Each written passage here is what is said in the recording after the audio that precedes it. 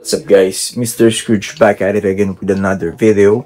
So may naka-ready tayong tongs, may naka-ready tayong mice. Ano pa ba ibig sabihin? Feeding session, no?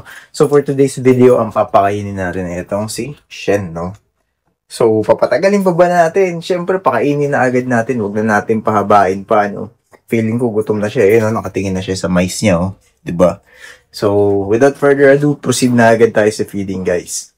So, let's proceed na agad sa feeding ni Shen, guys, no? Huwag din natin patigilin pa. Kunin na natin yung mice. So, ito yung mice ni Shen, no? Uy, may nalaglag pa. Ano ba yun? Poops? Kadiri. Ayun yung mice niya, no? Bigay na natin kay Shen. So, viewers' discretion is advised, guys. Live feeding session to. So, bigyan na natin kay Shen. Huwag na natin ibagsak. Tatagal pa yung feeding, eh. Iabot na natin. Ayun, no? Uy. Makapit yung mice, eh. Di ko ata nararamdaman ni Shen, ah. Sarap mo na, buddy. Baka naman, busog ka ba? Yun, ang bilis naman nun. Grabe. Grabe naman yun. Ayun siya, oh. Solid.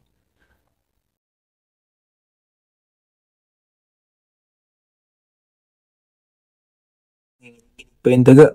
Ala. Solid eh, no?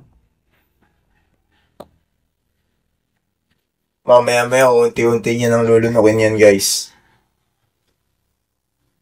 Yan na naman kabilis kumain si Shen, eh. Hindi na maraming cheche-bureche pag si Shen kumain. Dakot agad kung dakot. So, I think kaya na natin siya ma-enjoy yung foods niya, no? Mamaya-maya, lulunukin niya na ng buo yan, no? So, I think hanggang dito na lang, guys, for today's video. Baka pag pinakita natin paano palunukin siya yan, mabash pa tayo, no? So, hanggang dito na lang, guys, for today's video. And thanks for watching, guys. Bye-bye!